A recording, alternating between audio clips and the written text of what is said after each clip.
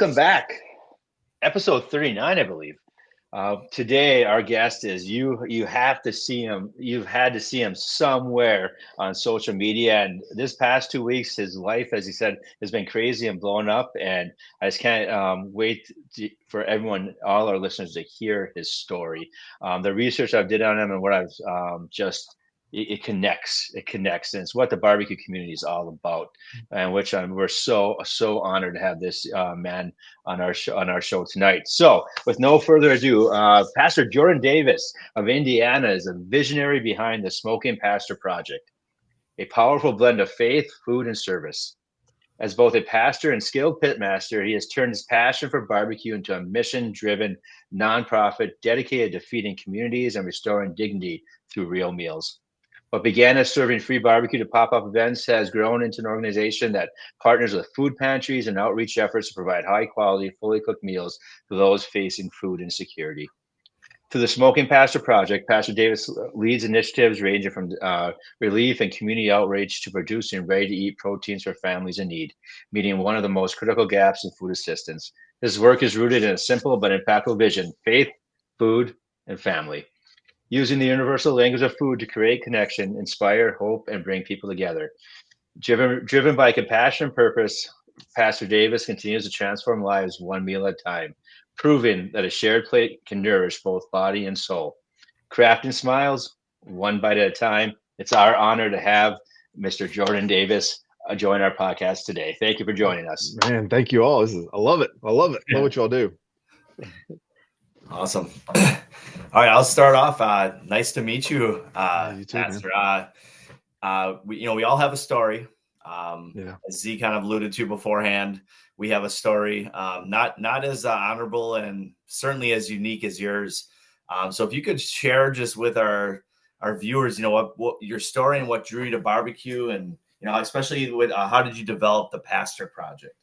Yeah. So I think, I always tell people, like, how'd you start? I think everybody has a story. I think for me, early age of growing to church, and there was potlucks, but then when I moved to Texas at an early age, we always went to a barbecue restaurant after church.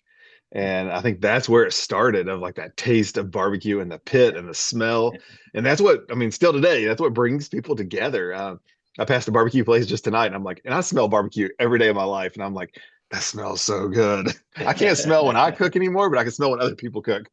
But I think just that started the thing, as I look back now, of seeing community.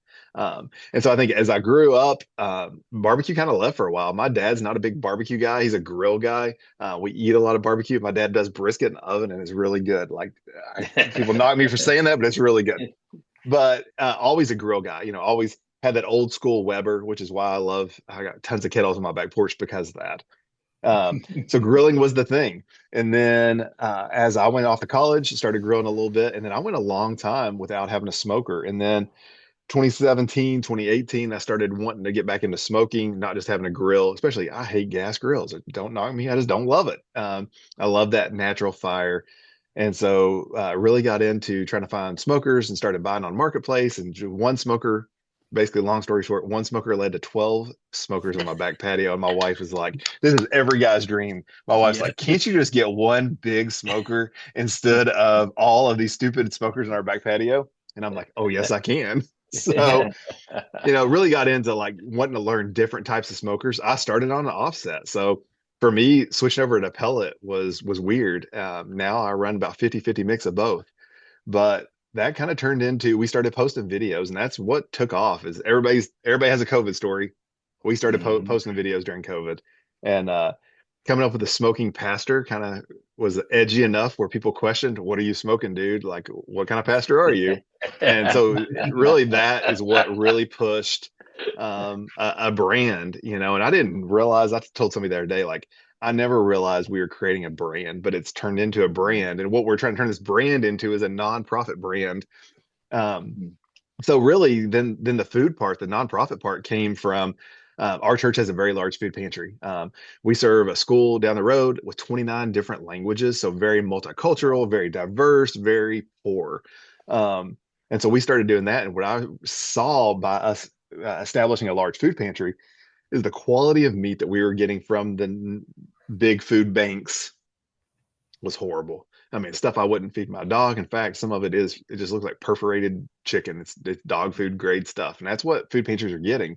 And our whole gist of starting a food pantry at our church was everybody's our neighbor, and we're going to offer our neighbors our best. And so we're a pantry that if we buy, we try to buy name brand stuff because we want people to we want to show dignity through food. And so that kind of was COVID. And then I turned into starting to do a lot of catering for churches, for our church, for other churches. And I was like, man, this is great. But like I was losing money on these jobs because I wanted to be so cheap. I was like, all I want to do is feed people. Yeah. And so those two worlds kind of collided one day. And I'm like, what if we start doing free food events? So we started handing out food for free, whether that be feeding homeless or feeding downtown. We partnered with the NBA, we partnered with the WNBA, we partnered with all these large organizations feeding large groups of people. And I was like, man, I kind of like this. I love feeding large masses of people. And that was great for a season, but then real quick, you wear yourself out doing free food events all the time. It's not sustainable. And so I was sitting in a board meeting with our nonprofit guys, and we established this nonprofit. And they're like, Jordan, like you're all over the place. You're a creative guy. Like you're just running 30 miles an hour, flying 50,000 feet up in the sky. Like, what do you think you're supposed to be doing? I was like, man, we're supposed to be the largest producer of fully cooked prepackaged meat for food pantries. And they're like, where did that come from? And I'm like, I have no idea. First time I ever said it. And that was about 2 years ago. And we've been on this journey for 2 years to try to establish. And so the last year, it started out just putting quality protein in food pantries, especially a couple of food pantries here in Indianapolis. And man, God has really just been working that of what does it look like for us to be the largest producer of fully cooked prepackaged meat for food pantries across the nation. And so we've been spending about the last 8 months really solidifying. We've kind of slowed down with a lot of it because we needed to get a structure together that can be multiplicational. It's a process that we can replicate. And man, it's been a wild ride. So now we're looking at what's it look like for us to not only do that, but even save a lot of food, especially at barbecue competitions. I'm at a lot of comps. I was at Pitmasters in Paradise last week at Florida, and I watched how much waste just in our own booth, which kills me, that we were cooking 2 pork butts and 7 racks of ribs to turn in 6 bones and 1 money muscle and these things. So I've got a dream just in the last little bit. You are the first people to hear it, but like, what's it look like if I could get like one of these brands of chamber vacuum systems to build us a trailer to where we have chamber vacs and we pull in a large barbecue competition, and we're able, as guys are turning they're turning boxes, they're giving us their extra meat. We're able to immediately blast chill it, cryovac it, and partner with a local food pantry in that city. And so that's kind of where the dream's going now. Is that how this happens? The other way that happens is partnering with the barbecue community, which has been huge for us. Of we can partner with guys that are already doing this in their cities and say, hey, can we just light a fire under you to just take once a month and get a bunch of guys together around a pit and knock out 50 pork butts, which is pretty fun to do that many at a time, Yeah. and put some meat in some local pantries.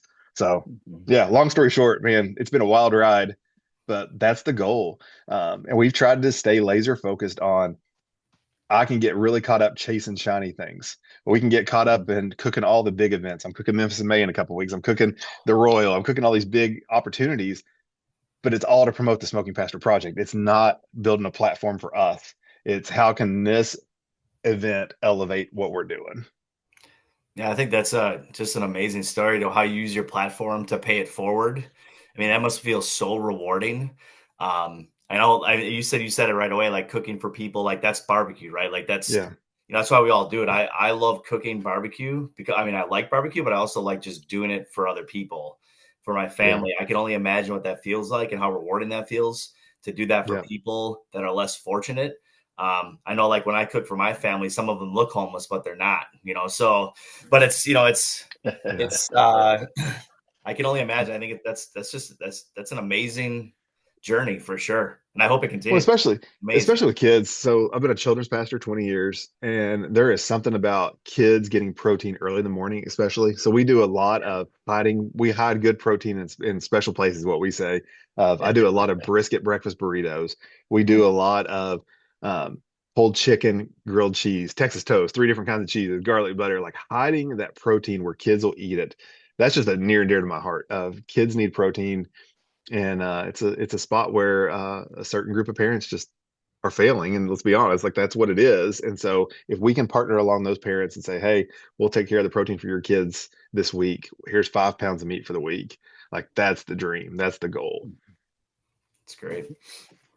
Yeah, I love that goal because it doesn't matter what school district we've been teaching at, no matter where you are in the United States, there's always that need, Yeah. always, and people and communities are good about hiding it, Yeah. but there once you get to know the kids, there is a need everywhere for that. So Yeah. it's so awesome. Yeah. So building off of that, where the Smoke and Pastor project has, you have quite a, as you alluded to, the following on social media, and also recently development your own sauces and rubs. And I'll let you go because I were talking before we started live about it too as well. Can you please talk about the process of creating your own sauces and rubs to add Yeah. already to feeding all these masses for free? It's you got to be busy. Well, that's kind of where it started, honestly, is like cost effectiveness for us. Like I was going through like hundreds of gallons of sauce and I go through, so the average, like we talked about Smoky Woods a minute ago, Smoky Woods helps us out with pellets. There is weeks where I go through 17 bags of pellets a week. And that is a lot of pellets. Like if you're not in the pellet world, that's a lot of pellets. That The same is thing with wood and charcoal. And so seasoning, all of a sudden, like, and we have our bottles of seasoning, but all of a sudden, like, I need to order this in 50-gallon drums, not in canisters. And so that's kind of where it started.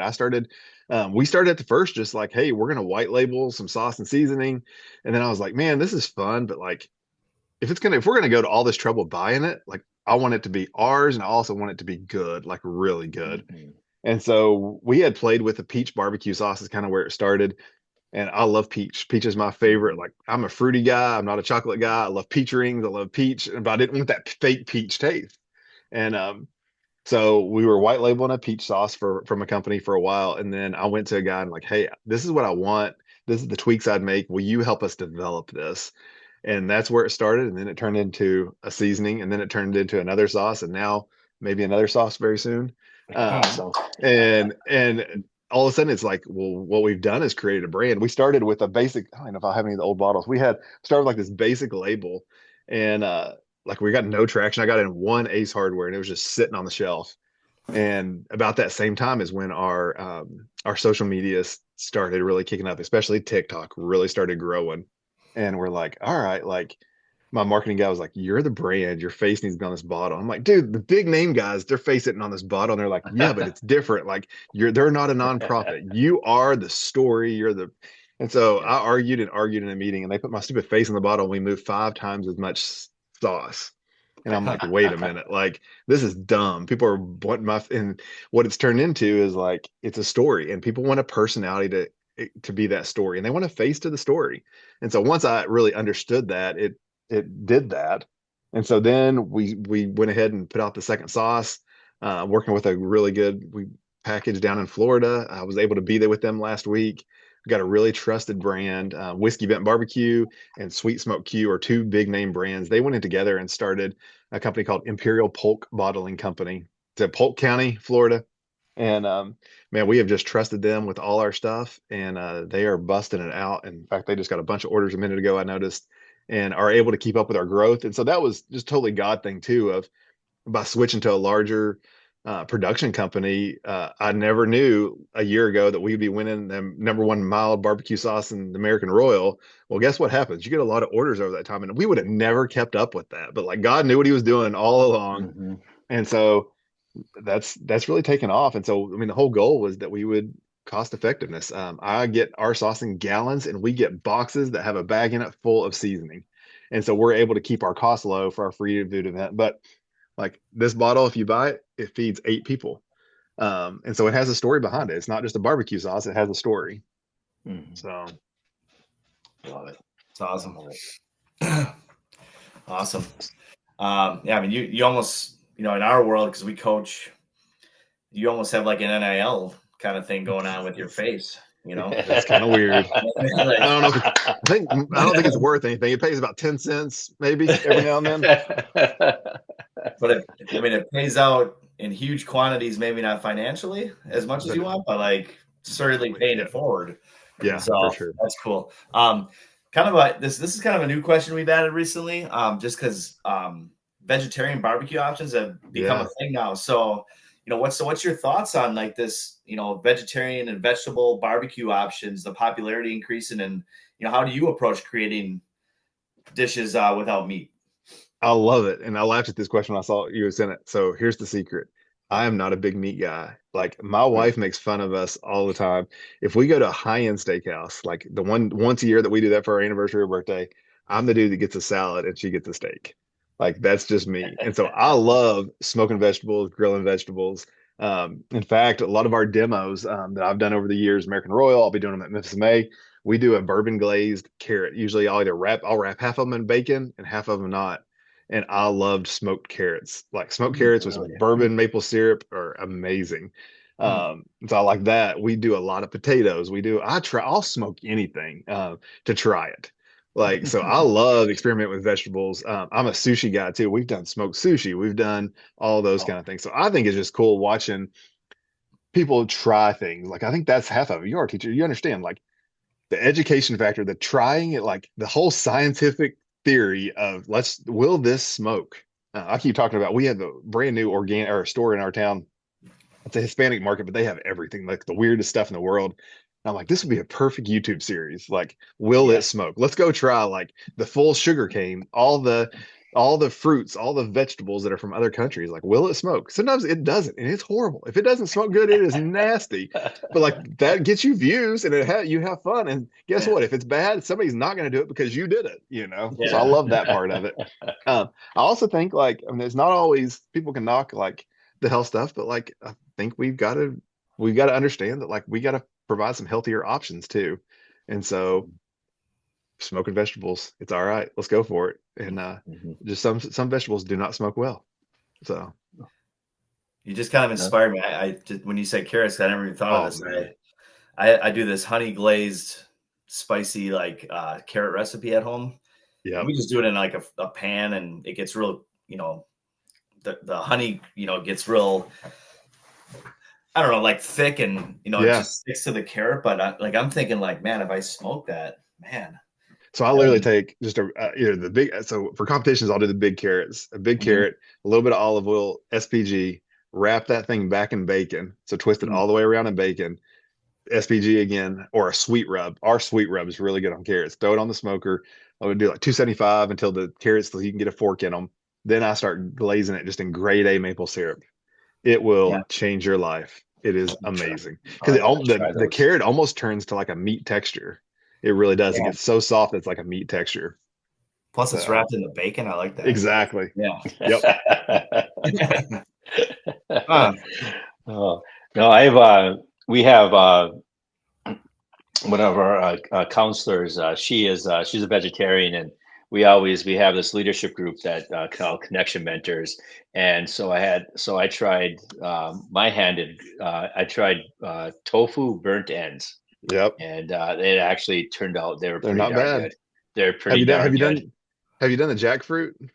Smoked Um, jackfruit? yes, I have. That's pretty good too. Yeah, it's The not bad. texture. No, Yeah. it's not.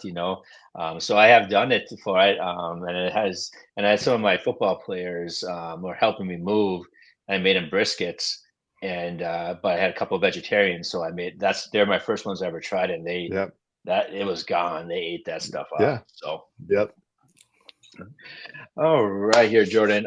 What is so moving on here? You see all your videos, and I was just watching, and and I love the one where you're sitting back and you're like, you sometimes you just gotta sit back and be thankful and stuff. And Yeah. you just have such good content on your channels. But what is one thing that your followers and amateur pitmasters don't see on your social media when it comes to barbecue and for providing opportunities to feed other people? Yeah, like so we're in a weird world. Some of the events we do, we can't share. And so what I've tried to do a better job the last couple of weeks is sharing the stories. We do a lot of battered women's shelters. We do a lot of places where kids that are in certain situations that they can't show. So I have a hard time with that dynamic of there's places and things we do that I'm so proud of that we can't either talk about or can't show.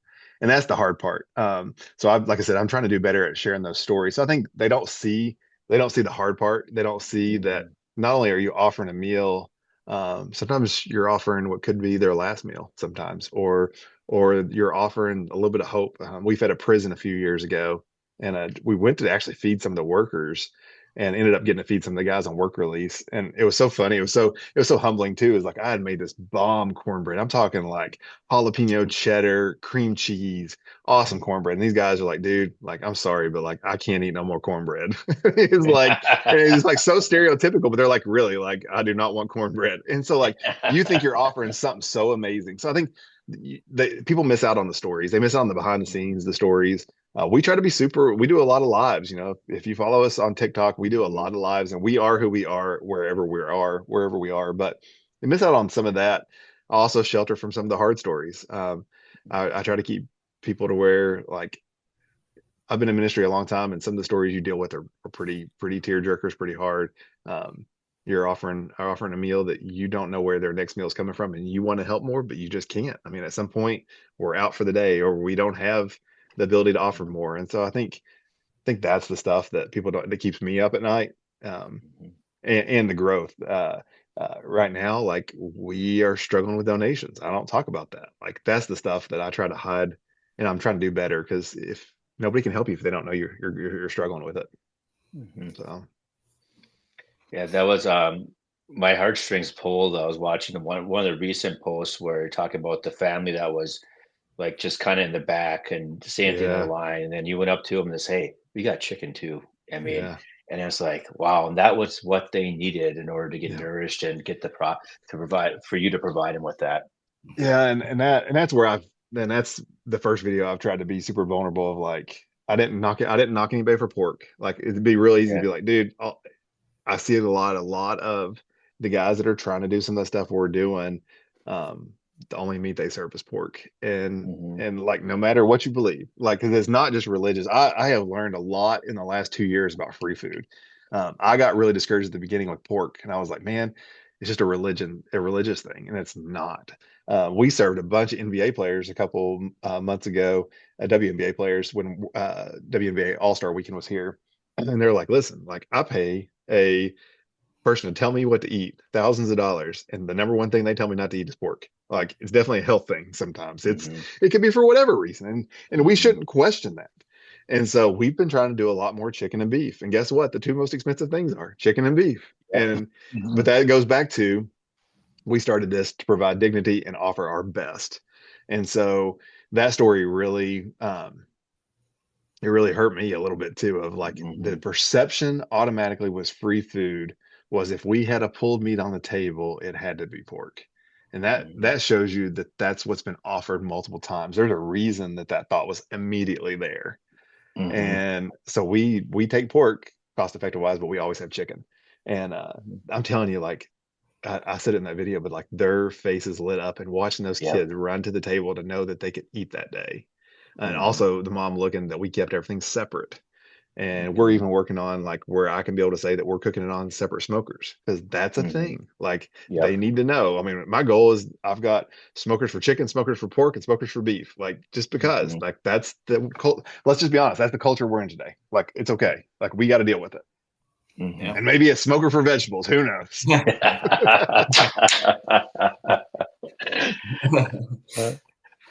All right, on to another question about wood. So a little lighter of a question now. So Yeah.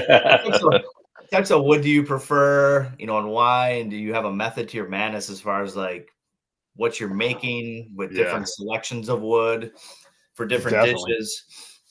My favorite probably is pecan and cherry. I love pecan and cherry. Those are two of my favorites. I'm a post oak guy for brisket.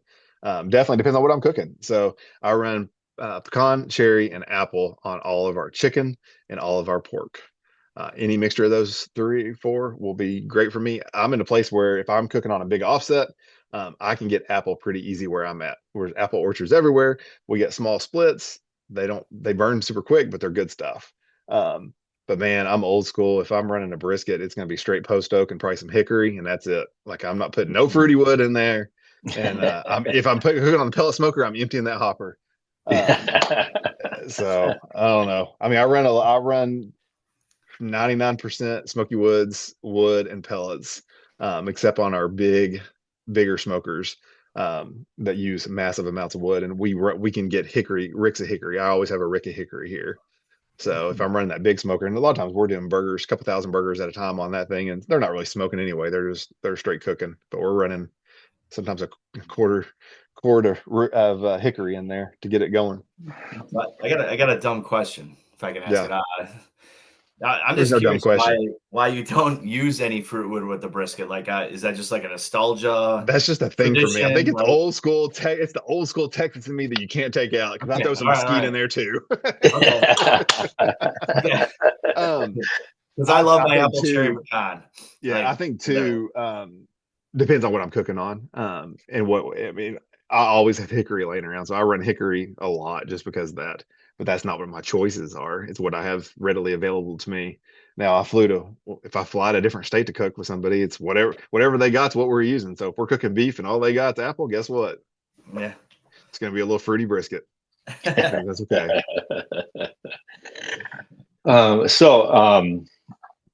Jordan, I see that. I mean, according to your Instagram, you follow 4,224 people. Yeah. So that's just awesome because we follow a lot too.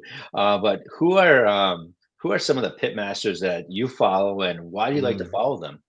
Man, probably my favorite person to follow is Susie Bullock. Hey, girl. Hey. Yes, Susie. Man, I have learned more from Susie, and I actually I haven't got connected to her yet, but I've got connected to some of her team.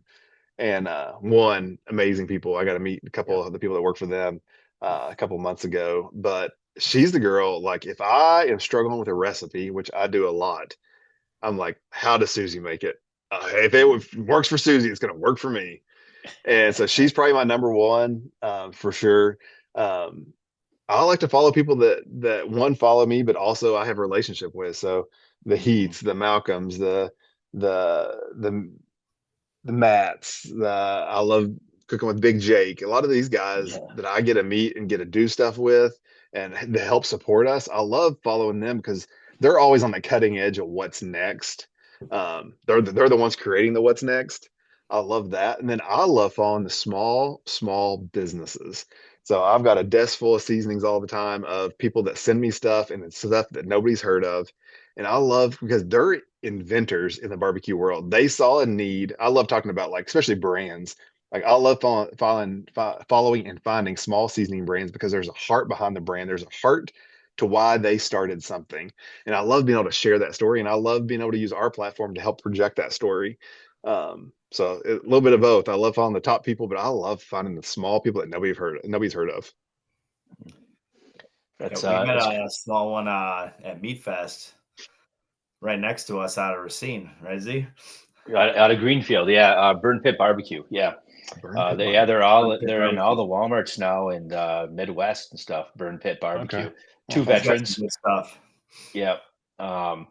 Just two. And it's funny you mentioned episode 5. Our 5th interview ever was Todd and Susie Bullock Oh man. of Hey Grill Hey, and they still keep in touch with us. They're a salty earth people. Yeah. Just yeah, that's what I love about it. You and I were talking about this beforehand.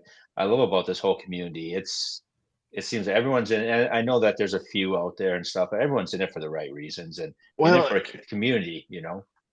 I always say there's a difference of perception versus reality too. Like some of the people I've met that have a bad name, man, they're the nicest people, but they have created a image and they hold up to that image and Uh-huh. take them for what it is. Yeah. But I mean, I've been able to cook. I mean, I tell you what, I got to cook with Miss Tootsie a couple months Oh, that's ago, back in awesome. Yeah, October, and that's bucket list. that is She bucket list. Yes. she told me I was doing something wrong, and I was like, I'm sure I am because you're saying it. I'm sure I'm doing it wrong. Like, but like those people are the legendary figures.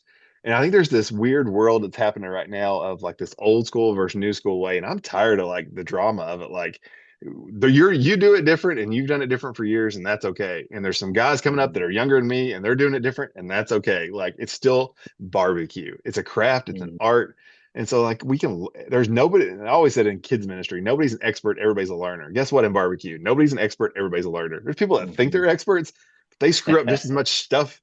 Yeah. Everybody has a bad cook.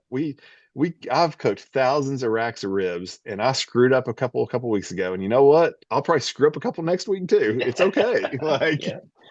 Yeah. No, that's awesome. That's awesome. That's definitely Miss Tootsie. That's Derek was talking about that too. Like, Yeah. man, I was that's with him. Yeah. where yeah, M&M. Yeah. That's like it's a bucket list for me too as Yeah. well. And that's really she's the one that I watched her Netflix special, Yep. and that's what got me into like, Yeah. okay, I want to start doing this. You know, that was many years ago. Yep. For sure. It's actually a good segue, your response to the next question, Yeah. is how do you balance tradition with innovation Yeah. in your cooking? And, are there any, traditional barbecue techniques you've adapted or like modernized? Yeah, I mean, I'm just now getting into a lot of the open fire, so Mhm. I really love this open fire stuff, and I think that's one that cracks me up because it's like this new school thing. No, it's very old Oh school. yeah. Oh, It's the about as originator of old as it barbecue. comes. Like it's as old as it gets. Like Yeah, let's yeah. go old school. And I think I love it because you have to if you don't learn fire management early. I'm teaching my 10-year-old right now how to barbecue. He's wanting to start doing state competition stuff. And I'm like, Oh man, like he's got a crappy what the stupid grills from Academy or Walmart that are stupid cheap. Bought him this little $60 grill, and guess what? That way when he gets a fire too hot and it messes it up, it's okay. Like he's got to learn to manage fire. Mhm. And so I think that's the start of it all. But I think for me, like people are going to knock pellet grills, and I'm like, man, I can make a mean brisket on a pellet grill. Now, Mhm. I have a very high-end pellet grill that runs chips. There is a cheating method to that, but like I think people are just knocking different things, and I think, man, like you have to take barbecue to where you're at. Um, I still will do a pig in the ground. I'd rather have a pig in the ground than a pig on a spit, but a pig on the spit looks pretty cool. Like, Yeah. it's all those things of like I think you have to realize who you're cooking for and what you're cooking, and you can take it one of two ways every time. You can do a hot and fast method, you can do a low and slow method, you can do a spit, you can do I mean, that's the beauty of barbecue. It's craft barbecue, and it's the craft that you want it to create it, you know? Yep. Mhm. And Yep. so I love how you say because I'll throw a brisket on the pellet too, and I got the smoke tubes going, and I Yep. tell you what, I got a big old 6-footer up at my cabin offset, and I love brisket on there, but you can get it pretty darn close, if not Oh yeah. exactly coming off Yeah. there that pellet. Yeah. Yeah. I mean, I run a lot of I have a few Yoders. I have a Lone Yeah, I Star saw cabinet. this. That Lone Star, man, it'll I can run these. I got them right here. I can run these hickory chips through that Lone Star, and this thing puts out straight hickory. I can run mesquite, and you can get a pretty good smoke ring. Now, if I'm on a pellet smoker, I'm going to cook way lower and slower. I start a brisket out at 200. I'll cook it 12 hours before I Hmm. ever even turn it up. So, I mean, you got to do it a different, but I can get that same result, or at least really close to it. But you got to be running 12 hours of smoke, and then I'm going to turn it up to 250, and then I'm going to wrap it, and I'm going to turn it up to 275, and we're going to have a 26-hour brisket, and it's going to be good. Yeah, I love it. I love it. This next one. Jordan, is funny because you mentioned when I first started. My wife, I was saying things, and she did her research, and I got my first. She got me during COVID pellet Yep. smoker. It has grown to about 6 different ones now, Yep. soon to be 7. And when you said that too, it kind of really resonated with me. So, what are all the smokers you have and all the things in your arsenal at home? Oh, man. So I'm trying to think on my back patio right now. I have an Oklahoma Joe barrel. I have Oklahoma Joe reverse flow. I've got 4 Webers. I've got a Lone Star cabinet. I've got 2 Yoders. I have a Santa Maria. I Nice. have a Tribal Fire. I have a Cotton Gin drum. I got 2 pizza. I got a Gosney pizza oven and a Solo Stove pizza oven and a Bighorn steak grill on my patio right now. That's So awesome. we have a rule of thumb right now in our house is I can only have 10 items on the back patio. So there's a few things in storage and Right. there's a few things I sell. We are blessed that we're at a spot where we get a lot of stuff. People ask us to promote things. I'm getting ready to do a couple deals with a couple companies, and that's what helps support us here at the Smoke and Pasture Project is we can do videos that help promote companies. They in turn give us product, and as we're moving now, are starting to donate to be like some of our title sponsors. And so we get to promote a lot of things. So I get to try a lot of things. Um, Mhm. so I love that. I mean, my favorites, I'm the Yoder and the Lone Star. Man, those are two well built things. We have an old Horizon trailer. I didn't think it was I told you it was my patio. I didn't think it was my yard right now. Right now in my yard, I've got a Horizon. I've got a Johnson offset that somebody just gave me. That's a reverse flow. That thing's like 1,200 pounds. It's made in Waxahachie. It's an old school offset smoker. Nice. And then I have on loan to me right now a 1,300 gallon double barrel big 26-foot trailer that is a pretty cool story, but we've got it right now, and we have cooked probably tens of thousands of pounds of meat on it so far this year. Is that That's big awesome. red beast I see? Yeah, that thing is Yeah, huge. that is. Yeah, I saw like That is It's yeah. the coolest thing in the it's you can't go get gas. Like if you stop and get gas, you watch Yeah. like bucket trucks, linemen, plumbing trucks, all these dudes, like it's a dude magnet. That's what I said. Yeah. It's weird. No, I saw yeah, you. there's I that saw one. you at Purdue or Yeah. something. You were just doing like burgers or We whatever did on it. 3,500. We've had 3,500 people in 6 hours at Purdue University. Well, it looked like you had like 1,000 burgers on that thing at We once. had Like, like it was 20, I crazy. think we did 2,200 burgers, something like that, 2,300 burgers. And we even threw some impossible burgers on there. Go back to the vegan thing. They were Yeah. like, "Can you cook these?" I'm like, "We can warm them up." Yeah. It's an oven with smoke. Yep. Yeah. So, all right.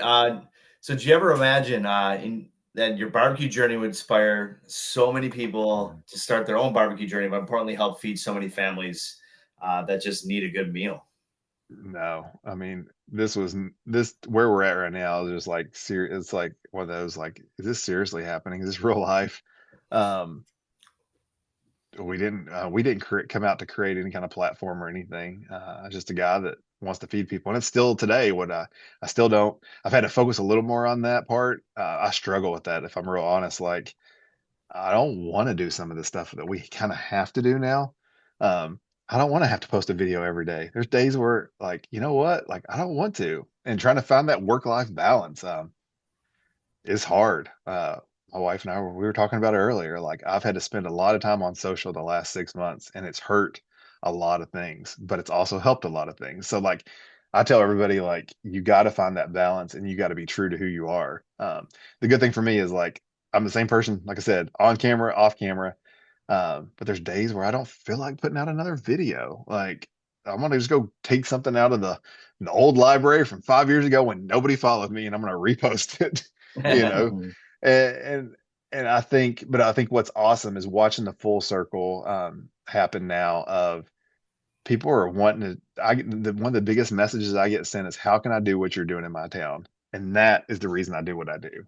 Like that's what makes it all worth it. Of we are seriously trying to work on a manual right now that we can mail to somebody or send them the PDF and say, here's the 5 steps that you have to go through to do what we're doing. And then here's the template. I mean, what I think is going to work is the Smoking Pastor Project has created a platform where we teach people to shop, to cook, to pack, and distribute. Like it is a model that can be in any town in the United States. And so once we figure out, I mean, the goal is for us to have the partnerships with the large name brands to where wherever you're at, if you're in Wisconsin and you want to be a Smoking Pastor affiliate, then you're going to get access to our companies that work with us. You're going to get pellets and you're going to get seasonings and you're going to get grills and you're going to get a network of people that want to do barbecue together and put meat in food pantries. Like that's what it's about. For sure. That's awesome. That is awesome. So you talk about that work-life balance, and I think we all struggle with that. It's Yeah. it's tough. Yeah. So what do you like to prepare that may not be associated with barbecue when you do have that downtime? Yeah. I said I'm a salad guy. I love a good salad. Sushi's my number one favorite food. We do a lot of sushi in our house. I have 3 boys, pretty much all 3 teenage boys.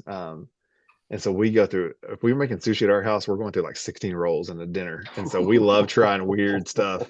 And I got my 2 older boys. So I have 18, 16, and 10. Um, but they all eat like big teenage boys. They're sports.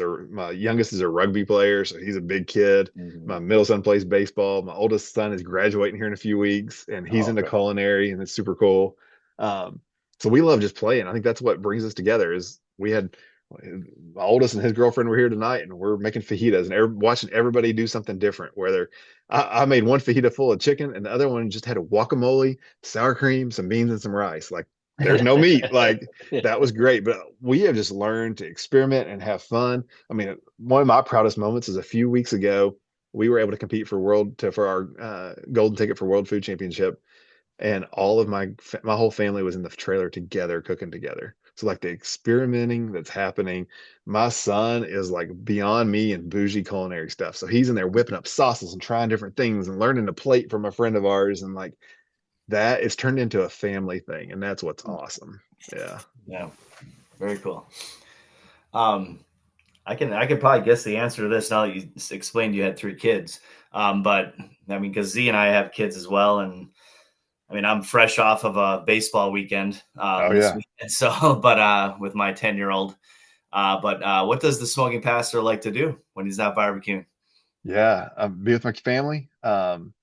We love hanging out together. I love just being around people. I love asking questions. I love people watching. Like I'm the dude that love old school me, show my age a little bit of I love going to the mall and just sitting and watching people at Christmas time. I love that. We love trying to go to different restaurants. We love, still not barbecue, but going and eating places. I love finding the small mom and pop places. Man, we're a breakfast family, so we love going to find the crazy breakfast places, like the loaded waffles and all the frou-frou stuff. I say, like, man, give me a good Belgian waffle with like 5 kinds of fruit and some homemade whipped cream. Man, I'm gonna be in heaven right there. That's good stuff. Yes. Yeah. All right. So our last question before our sizzle round here. What's the most memorable experience you've had so far with your mission and the Smoking Pastor Project? And probably that story we talked about earlier. If I pick a different one, probably we cooked 2 years ago, the NBA. So we had back-to-back NBA and WNBA back-to-back years here in Indianapolis, but NBA was here for the All-Star weekend, and we were able to do an event so what happens a lot of times is a couple NBA players will come in and they'll revitalize some courts in downtown wherever the All-Star city is that year. And so we were able to partner with them in the Hoop Bus, which is an amazing nonprofit, and feed a bunch of people. And it was the first event where I had a lot of family and friends come, and they're like, all right, you've been talking about this for a long time. We see it. We see what's happening. We see so like the first time where like people around me were like, dude, you can't stop. Like you got to go. Like we got to grow this thing. So it's like the first time there was buy-in from friends, buy-in from family. Uh, the public saw it, the public bought into it, and I'm like, okay, like this can work. And so I think that just the reassurance of like what we're doing matters, I think was a big thing for me. But also the first time we really had momentum publicly, that was when our social media really kicked off at that point. And it wasn't about the social media views, but it was about people that were buying into what we're doing. And knowing you're not crazy, like I feel like it's a Field of Dreams moment. Like if you build it, they will come. Dude, I'm building it, but is anybody coming? Like, is anybody coming to help? Like, I mean, I think right after that's when we got our first donation. Like my wife and I had been funding this out of our pockets, and I'm a pastor. Like I don't make any money. Yeah. And it's like, you know, okay, like this is great. We can have these big grand visions, and we're still to that. So we didn't talk about it, but I am 3 months away from not having a job. August 1st is my last day at the church after 20 years in ministry. Wow. I don't know how I'm getting paid. We're just going for it. And so like but it goes back to that moment of like, okay, like we're going for it. And so it's been a wild ride. And now we're at that moment where, all right, we think there's going to be funding come in, but is there really? I don't know. Oh, wow. Well, like Yeah, you that's said, God has a plan, right? So, Oh yeah, for sure. Yeah, and I mean it's the barbecue. It's been very interesting and very humbling. So, um, we run on monthly donations. That's how we do what we do. So it's the $10 a month, it's the $25 a month people, the reoccurring donations is that's the bread and butter to a nonprofit, because that guarantees how much meat I can buy every month. I mean, our operating expenses are high. We got a Sprinter van that I just put like $3,000 into.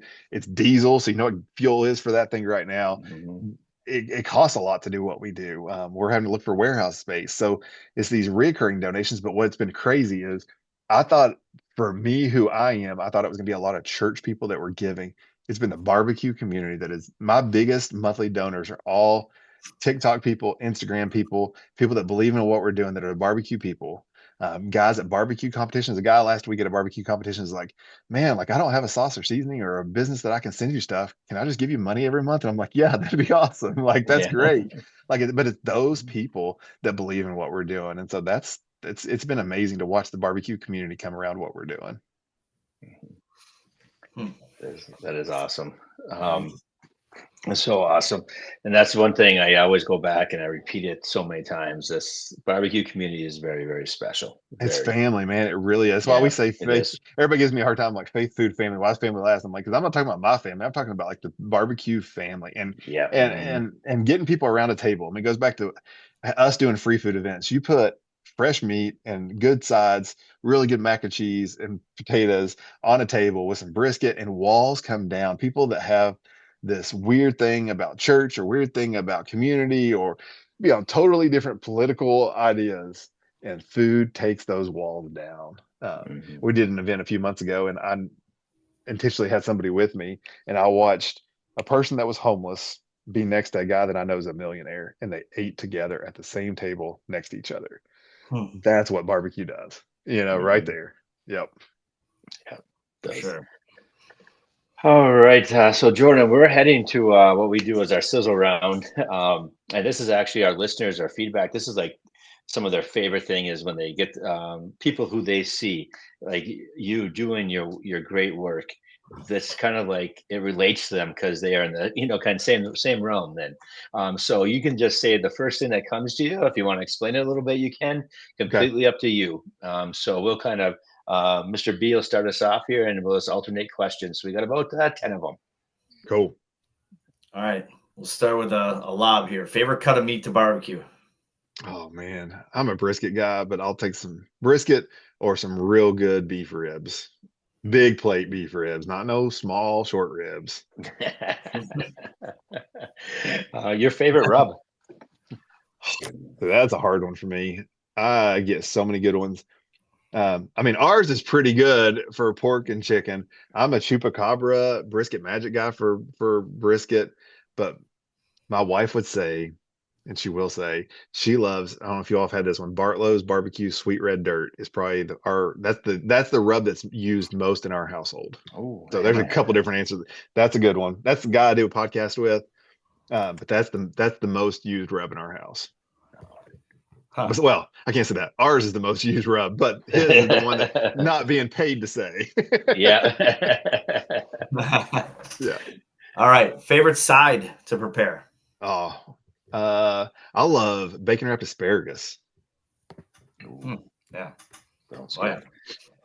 good. A favorite dessert using the pit or not using the pit? Oh, I love dessert peach cobbler, but my favorite sweet thing is cinnamon rolls. So we do cinnamon rolls. We learned here's a do not put like big yeast cinnamon rolls in the smoker. They taste horrible. They take on smoke really quick. What we've learned to do is make the caramel glaze stuff, pecan, caramel, all the gooey in a cast iron skillet, put that on the smoker and then pour it Ooh. on those cinnamon rolls. It is so good. Hmm. Yeah, Ooh, that's the that sounds best. good. Good tip. Yep. Sorry, mine. Preferred smoker or grill? Uh, It's like Dang, picking that's a a hard favorite one. child. Like you gotta. Yeah, yeah. I'm gonna have one of them be mad at me.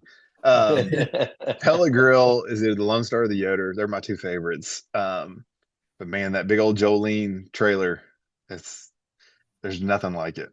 Nothing like that thing. I mean, you could put I think three or four whole hogs on that thing. So, Wow. I know yeah, that thing's huge. yeah. That thing's huge. Preferred temperature or preferred smoking temperature. Um, what is your preferred smoking temperature? Sorry. Yeah. So I'm a 225 guy. If I don't know what I'm gonna cook it at, it's gonna be 225. All right. Preferred wood. You kind of touched on it, but if you had to Yeah. pick something, what's your preferred wood to smoke with? Probably. It could be a combo. We've had those answers too. Like Yeah. I would answer as a combo. I'm a combo guy, but Yeah. I'll say I love my pecan and cherry, but if I had to pick one, I would go with something that could cook with everything. So it'd be the post oak. mm, So your favorite pitmaster to work with? Man, my wife. No, Yeah, good yeah, answer. yeah, yeah, that's the number one. yeah. Man, I think out of people I get to cook with on a regular basis, man, Big Jake. If you don't watch that dude, like he's amazing. He looks like he's Yeah. so young and he's so full of knowledge. He's just so Mhm. humble. I think that's for me. Like I love working with somebody that's super humble. Mhm.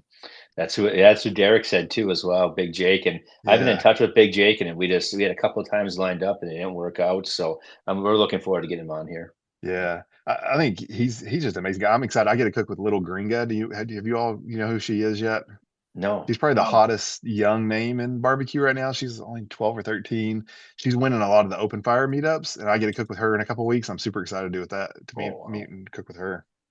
Oh, what, awesome. Awesome. what's the name? Little Gringa. I can get you all connected to her. Yeah, for sure. Yeah. Love Yeah, that. Yeah. she's really good. Huh. All right, moving on. What do we got now? Oh, favorite streaming station or music to listen to while barbecuing? Oh, man, I'm not a big music guy, like super honest. I like some old school country though. Hmm. Yep. Yeah. This Yeah. seems like it fits the barbecue. It For does. sure. It does. It Yep. does. Yeah. Yeah. Some Willie, some Waylands, Merle, some old Yep. school. Yeah. Yep. Set the mood. And last one from the sizzle round. Favorite beverage, alcoholic or non-alcoholic, that you like to have when you're smoking? Oh man. It's a hard choice. I'm a big into like the Waterloos and the like crap, it just left my mind. What's the green bottle Texas water? I go through it all the time in my house. I just completely forgot what it was. But That's all right. one of those. I'm a Diet Coke guy. I'm a diet if Mhm. I'm around a smoker, I probably have Diet Coke around it. Nothing wrong with that. Mhm. Or L8. L8's a Kentucky thing. I'm a big L8 guy. Okay. That's a Kentucky soda. Okay. Yeah, I never tried that before. Oh, it's a No. good one. Is it to try Hmm. that next time I'm driving through Kentucky? So Oh on yeah. the It's green way down bottle. to Florida, green bottle. Yep. I'll have to try that. Yeah. Um, all right, Jordan. To end our podcast, we end our interview. Our fans always want to know what you're up to next. And you kind of talked about some things, but I know you got some big things going on with the Smoking Pastor project. And so, anything you would like to share, anything you would like to touch on, go for it. The stage is yours. Yeah, so I'll be at Memphis in May. I'll be at the American Royal. I'll be at the Harley event we talked about earlier. I'll be at Harley Davidson's event. Those are the big events. We got a lot of big nonprofit events coming up. I was just booked tonight for a large backpack drive where we'll feed thousands of people at that. Um, Lots of big events in Indianapolis. I'm competing at World Food Championship, so I got that golden ticket. So that's going to be one of the highlights I think for us this year of that's stepping into that's a different world. Like if you're a comp guy, Hmm. that's the bougie stuff. Like Hmm. that world is totally different. Like you're plating like you're a high end chef, but you're doing barbecue. Those are the big ones. I'm excited. We're working on like a barbecue with another buddy. We're working on a barbecue devotion book, truly Nice. like a spiritual devotion book to go with barbecue. What's that look like?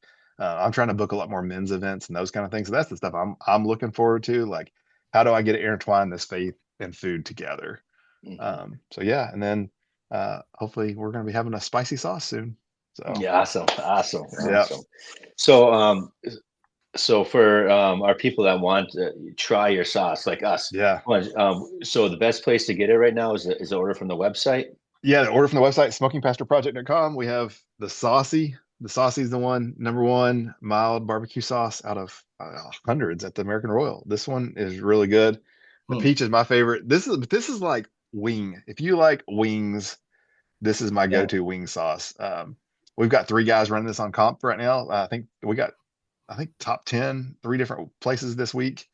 Guys that are running on the comp circle. It's really good on chicken. So chicken wings. Nice. Thighs, legs, guys that are using it in the comps with drums are really good. And then our rub, this has got dehydrated honey in it. It is really good. And it's a really pretty, as you can see it. It's a Oh pretty yeah, I can rub. see that. Yeah. Yeah, it's really pretty. Awesome. So, but Awesome. smokingpastorproject.com, we are working. We're not nationally yet in Aces, but we're picking up Aces every day right now, Ace Hardwares. So Awesome. hopefully go into your store. The best thing you can do to help us, one, support us, smokingpastorproject.com. There's a donate button. Two, tell stores you want it. That's how you get in. Like I can call every store in town and your town and wherever across the country, but local people asking for it's what gets it in, because this just sits on a shelf if nobody tries it. Like people understand how good this is once they try it. So it takes somebody locally asking and then a store manager getting it and then trying it and be like, this is really good. So yeah. Yep. Awesome. Yeah, I checked out our local Ace today. Actually, I didn't see it yet, so I'll put a plug in to get it. So. You got to put a plug in and ask, and we're on. So like, if you're going to a store, they usually ask if we're in the warehouse. We're not in the warehouse, but we're on Fair, FAIRE. You can message me. I can give you the link, but they can order. They can get our sauce in through their Ace. Is kind of it's hard to get in Ace. They have certain ways they can order, but we made it in. We're associated with Whiskey Bent Barbecue, which is awesome stuff too. Have you all had their drunken pineapple barbecue sauce yet? No. Oh, you get that's you gotta write that down and get it today. I mean, it's that good. They were making it when we were there a couple weeks ago. That place smells so good when they're making it. But so we're on Whiskey Bent's website too. So okay, awesome. Well, Jordan, that wraps everything up. So number one, I'd like to thank you for coming on. Yeah, man. Spending some time with us. I know we're busy. I know your time is that like we talked about, that life work balance, and so taking an hour out of your time for us, we appreciate it. Like you say, we're just a bunch of teachers. We don't make any money. We just like to talk to barbecue and spread the word, like what you're doing, and so more people can hear what you're doing and help you out and all those things. And I'm hoping when you're at the Harley, we'll see you there and maybe help you out a little bit too. Are y'all gonna try to compete there? I don't know. We've talked about it. We might. Brian and I, or Mr. B and I, we're getting these smokers made by one of the vendors we met at this meat fest we have coming up. This meat in Green Bay, Wisconsin, and we're talking about maybe start dabbing our toes into it. So you should check him out. What is it? Unbelievable stuff. Wood fired grills. It's called. It's custom made out of like old 1965 propane tanks. So it's like super thick, durable. Like for us in Wisconsin, because it gets cold, it's really well insulated, holds the heat well. But the personal design is, you can't beat it. The aesthetics. It's crazy. I think our last episode we had him on. Last episode we were at his place, Mr. B and I. And the videos on there, he makes everything custom. It's top notch. We'll talk more about that. It's you have to. Yeah. And that's the kind of stuff I love doing. I had a company reach out the other day, and they were big, and I'm like, man, like, no knock, but like, you have enough people promoting your stuff. I love finding the smaller companies, and I buy it. Like, that's what people don't understand. Like in the influence, I don't consider myself an influencer, but like, I have enough TikTok views to where I get stuff. But like a lot of times, I go buy something I really want because I want to give it an honest review and I want to promote it the way I want to promote it. I don't want to be told how to promote it, Right. Yeah. So people trust us, and that's like, I want to keep that. I honor that. Like I hold that super close. So you have to send me some info on that. I'd love it. Yeah. I like the custom idea. Yeah. I've got a couple ideas for a couple things I'm wanting to get that. Oh yeah. I need some help with. Yeah. He'll do them too. Super talented. Yeah. Have you got into the open fire stuff? That's what I plan on taking a tribal. I'll probably take some open fire stuff to the Harley thing. Mm-hmm. That's the nice thing about that grill is it's like a open fire grill smoker. Like you can make a pizza on it. It's all right. The multi-use of it is like, it's one of those things where like he even says like for someone like me, like this would be all I need. Yeah. For the multi-purpose use of it, I'd like it. You can do anything on it. You can grill on it, smoke on it. You can do a sear on it and in the burn box, like where he's got like a piece of the grill that you can transfer into the burn box. Oh yeah, it's crazy. Okay. Yeah. You got me curious now. Yeah.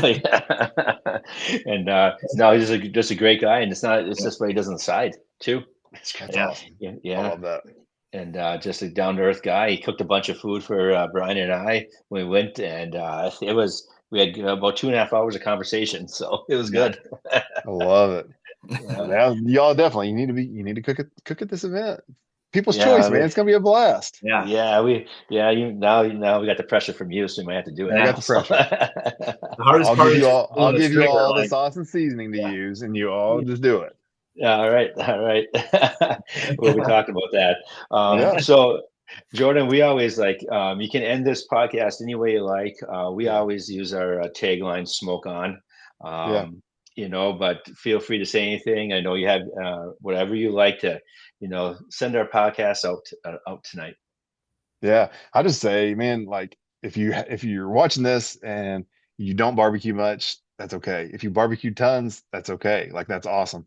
But like find your group of people. I always say you got to find a tribe of people to cook with. And our whole thing is crafting smiles one by a time. Like things, amazing stories happen in barbecue. So like find somebody to smoke with, find somebody that may be down and depressed and barbecue. I was with a guy a couple weeks ago where barbecue literally saved his life. Struggling with PTSD and literally barbecue saved his life. Like you could be that story, or you could be that story for somebody else. So that's my thing is find somebody to grow with. All right, thank you. Yeah. Yeah.